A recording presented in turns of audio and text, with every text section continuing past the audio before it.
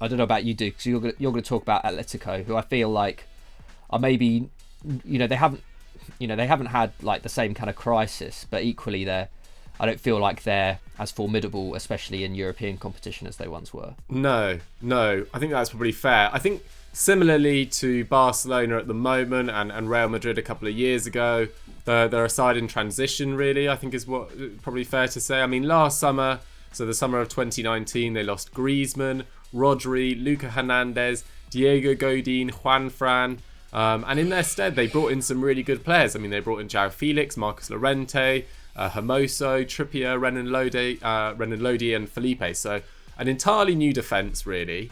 And, it was difficult for Joao Felix coming into a new side where there was also 5 or 6 new players. It wasn't like he was coming into a settled side with a settled attack. They were rebuilding their attack post-Griezmann, and it didn't work out perfectly, but it didn't work out disastrously. I think he got 11 goal involvements in about 33 League and Champions League games. So he was 1 in 3, is not too bad a return for someone so young. But they finished 17 points behind Real Madrid, and they were never really in a title race, really.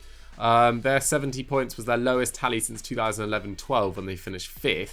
And they only scored 51 league goals, which was their lowest since 2006-07. Wow. When they ended up 7th. So, and those were really sort of not the fully dark days of the early part of this century for Atletico Madrid, but they were still very much recovering. Those were the Fernando Torres playing in a fairly average side days. They didn't even have the best defence in La Liga, which has become sort of their regular plus point over the last 4 or 5 years, because Real Madrid conceded 25 goals to their 27, so they weren't far off. So their league performance was quite disappointing, and they were also disappointing in the cups. You've got to say they lost in the first round of the Copa del Rey in the round of 32 to Cultural Leonesa, and they were then beaten in the Champions League quarterfinals by RB Leipzig as well, after a really solid 2-legged performance against Liverpool. Yes, they rode their luck, and yes, Adrian made some mistakes, but it was, they more than held their own against the European champions, or the then European champions, against Liverpool. And actually, I thought they were kind of excellent in that second leg at Anfield. Then this summer came, and I thought it was quite a weird summer from their perspective as well. Their top scorer last year was Morata, who got 16 goals in all competitions. So that's the first time since 2006-07 that someone hasn't hit 20 goals in all competitions for Atleti. But he got loaned out to Juventus. Santiago Arias, the backup right back, went to Bayer Leverkusen. And they obviously sold Thomas Partey. So that's Rodri, Griezmann, Partey, and Luca Hernandez, who have all left for big money in the last 12 months. And yes, they're sort of rebuilding or transitioning. They're also paying off the Wanda Metropolitano, of course, which is an absolute cathedral of football, looks really impressive. But you can't really expect to be competing for titles in this period. Yes, I think they can this year, just because of the deficiencies of Real Madrid and Barcelona, but I don't think this was actually in their plan. And it was almost like they were building for 2 or 3 years down the line. Simeone was building another great side to go again, and at least get closer. And their development, they've almost gone ahead of where they planned to be because of the deficiencies of Real Madrid and Barcelona. Having said that, Luis Suarez, very short-term fix, and it started pretty well, to be fair. He's got 4 goals in 6 games, I believe. And they also brought in Lucas Torreira on loan, and Yannick Carrasco arrived for about £24 million, which was their only deal of any financial value. And in terms of their results so far this season, it's been a pretty solid start. They've played 7 games, they've won 4, drawn 2 and lost 1. That only defeat coming against Bayern Munich, and there's no shame in getting absolutely destroyed by Bayern Munich. I mean, who doesn't really? Only Hoffenheim, really, actually.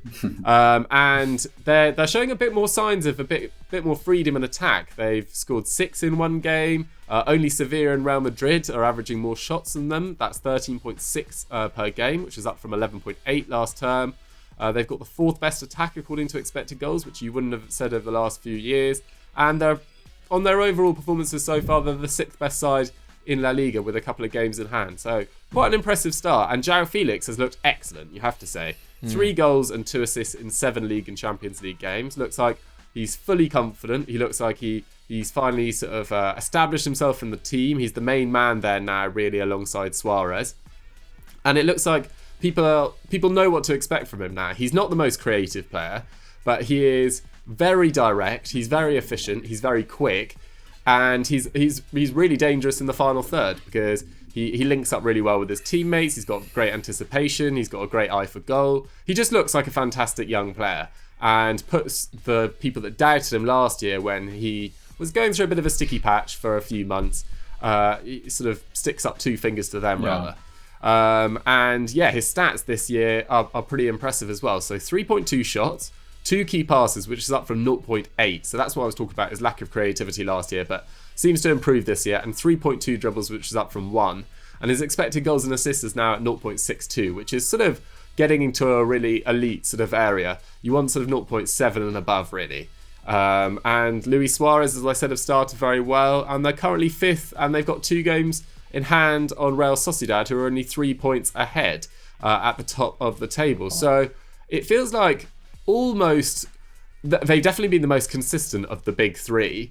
And I think they've actually got quite a good chance, really. They seem like lots of their players are coming to the fore, not just Joao Felix, but Marcos Llorente. I was tweeting about him this week. I just think his adaptation from a slightly sort of limited defensive midfielder to this incredible sort of box-to-box player. He's really like come into his own. I don't know. It's one of the most incredible transformations in football over the last 6 months. He's so quick. He's so strong. He's got a great eye for goal.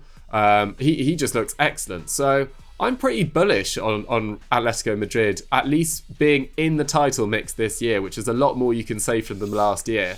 And who knows, maybe they could sneak it. I mean, Henry, I know you're actually backing Atleti, aren't you?